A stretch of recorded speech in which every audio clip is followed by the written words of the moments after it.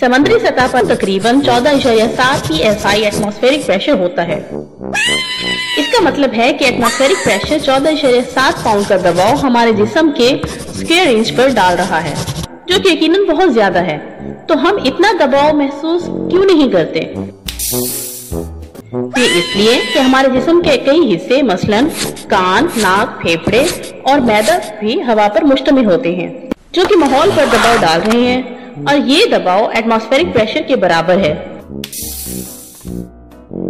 इस तरह atmospheric pressure और हमारे जिस्म में मौजूद प्रेशर एक दूसरे को कैंसिल कर देते हैं। इसलिए हम माहौलियाती दबाव से कुचले नहीं जाते।